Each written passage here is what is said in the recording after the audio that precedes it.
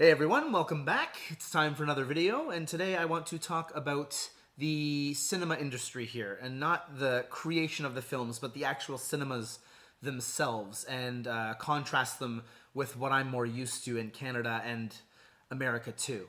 So South Korea is a huge movie-going country.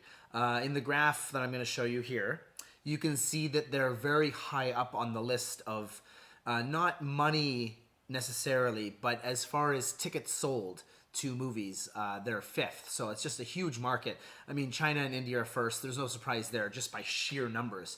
But Korea's only 50 million people, so it's not the biggest country in the world. It's fair size, but it's not massive. So a lot of love of cinema here, and a lot of love of going out and seeing movies on the big screen and not at home necessarily.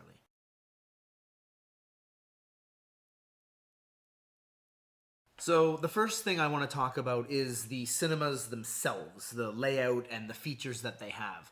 So one of the biggest differences that I've noticed here in Korea is just the general cleanliness of the cinemas. I've been to 75 movies in the last 12 months alone, and hundreds more over my 7 years here, and never once have I ever looked at somewhere in the lobby or in the cinema and thought like, ew, it's kind of dirty, like look, there's grime or there's garbage there, or whatever it is. I've never thought that once. I used to work at a theater in Toronto, and I can tell you, even though I'm trying to keep the place clean, it's an absolute disaster, especially after showing of a movie that's very popular. Another big difference, this goes with purchasing the tickets, is assigned seating. Now, in Toronto, what would happen a lot of the time was you'd just get your ticket, and if you were early and the theater was cleaned and open, you'd just go and you'd sit down, which has its advantages. It kind of rewards the early bird that day or that showing.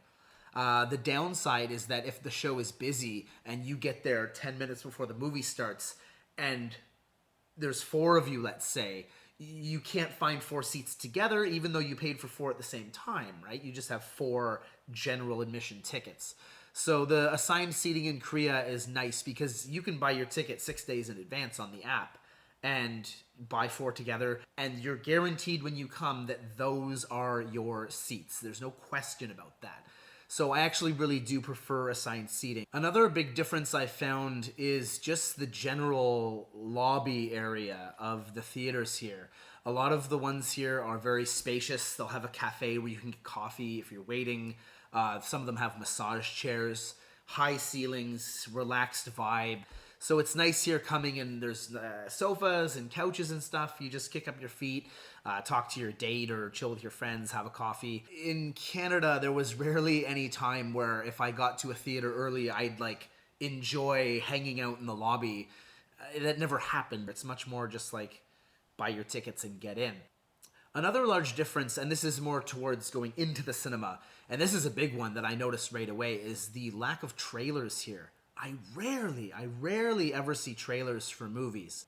Part of the joy of going to the cinema, especially if you're seeing big summer blockbusters, is like the sneak peek. And, you go see Star Wars, and then they have like a 2-minute teaser for Tenet that's in there. You just don't get that. And what they replace that with is ads. And being not Korean, the ads here can sometimes just be so out of left field and weird for me. The sing-along fun aspect and cute aspect is much more prevalent here.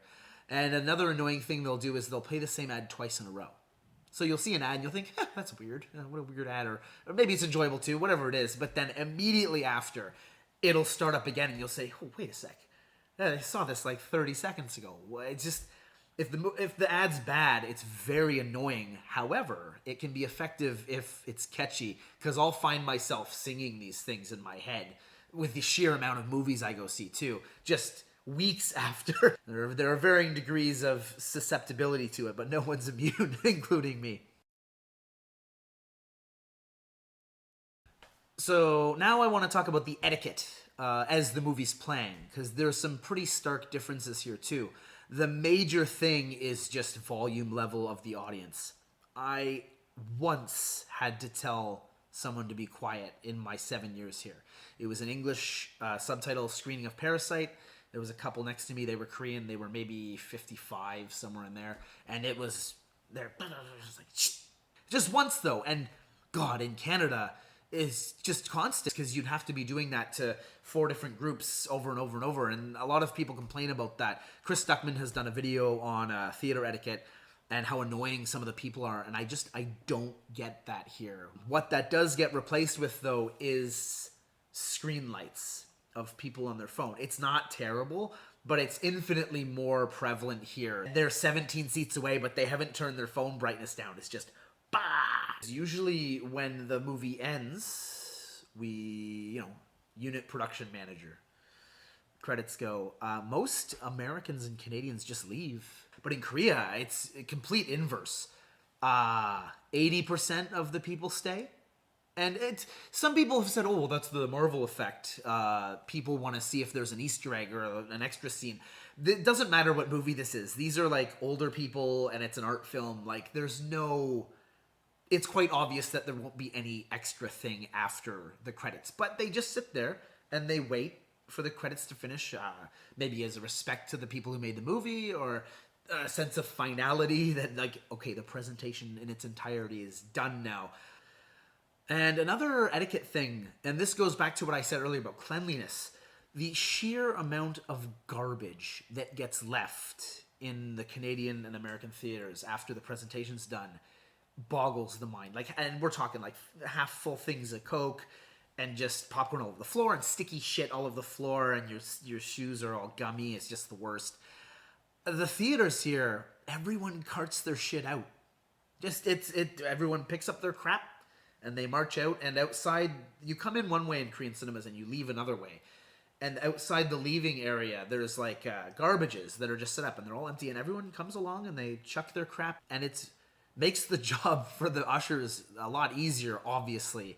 That respect for like cleaning up your own shit. And this happens in Korean schools too. The students are taught, and just Korean culture-wise, your home and everything, cleanliness is paramount. No shoes in the house, clean your floor every day. There isn't this just disgusting Western mentality where I think that most Westerners say, I paid for this movie and I paid for this food, much like a restaurant. Like, you don't do your dishes at a restaurant. You leave your dishes there and someone else carts them away for you, right? That's the mentality that we have, I think, in the cinema in America. So next I want to talk about food. Speaking of messes in the theater, it all comes from the food, 99% of the time. One of the hugest differences here is the fact that they don't really mind about outside food.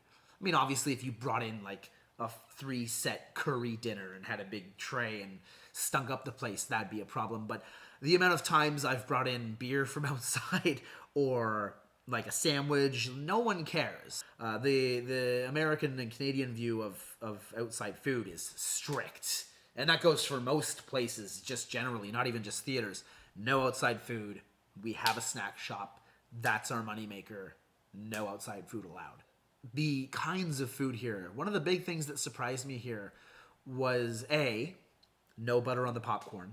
It's salted and it's popped in oil in the kettle in the machine. But, they're not pumping on extra stuff on there at all. They may have some seasoning powder once in a while. And I know Alamo Drafthouse does this. So some theaters in America have alcohol. Here, every theater has alcohol. And by alcohol, I mean beer. You're not going to be able to get a Tom Collins at the movie theater. But all of them have beer. A lot of them have draft beer too.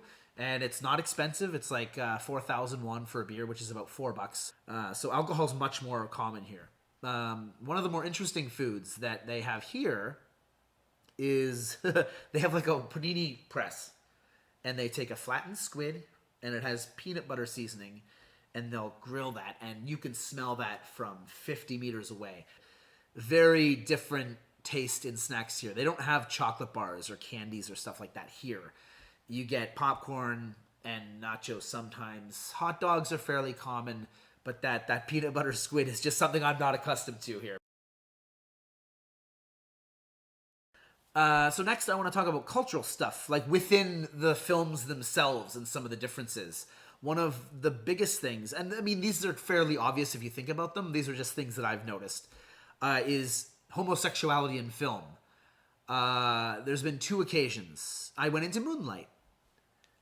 I know it's a film about a young black man coming to terms with his homosexuality. And the first time he kissed a man, there's this young Korean woman just dragging her boyfriend out of the theater. Like, why the hell did you take me to this? Like, they just were having none of that at all. During Bohemian Rhapsody, when Freddie kisses the guy at the truck stop. That's the first time there's any inclination that there's a gay aspect to this movie with Freddie Mercury. And the theater wasn't even that busy. There's maybe 20 people in there, and I could hear at least 4 or 5 people like, I was like, why are you watching a movie about Queen? Like, I think it's hilarious that A, they didn't know that Freddie Mercury had that side to him. I don't know what they expected from a Queen movie. And just B, this audible gasp, like it is a very different view on homosexuality here. It's much less accepted here. It's not as bad as a lot of countries, but it isn't talked about. It's not part of the norm here. You don't talk about it. And so that's just a very different view on homosexuality in film. And another big cultural thing in film is humor. I've been to so many movies. I don't see a lot of Korean movies in theaters just because they don't have subs for me. But I see a lot of Western movies, obviously. And you'll have 4 foreigners, like me there. And you'll have 120 Koreans. And someone will make a joke. And we die. We die of laughter. And if we weren't laughing, you could hear a pin drop in the theater. No one else is laughing. And then, of course, other things, even in foreign Hollywood movies, something will happen, and I'll be like, yeah. And, like, the Koreans will just die laughing at whatever it is on screen that happened. It's usually not something someone said. It's mostly situations or physical humor that, everyone can enjoy. But the view of humor here is just so different on what is funny. And Korean TV reflects that, too. We always talk about that amongst foreigners here, just like, what is this? I don't get it. The Japanese humor is the same way. We see TV shows in Japan, they're just so odd and they're dying of laughter, and we're looking at it like it's an alien show from another planet that just doesn't translate at all, even with subtitles. Yeah, so the humor there is very, very different. And there you have it, my comparisons between North American and Korean cinemas. I prefer Korean cinemas personally. Just cleaner, better presentation, newer, more comfortable seats, less dickheads. So if you're in Korea, I suggest going to see a movie at the CGV chain of movie theaters. Great experience. I go there for 90% of my movies. So I'll catch you in the theater, and I'll see you in the next video. Have a good one.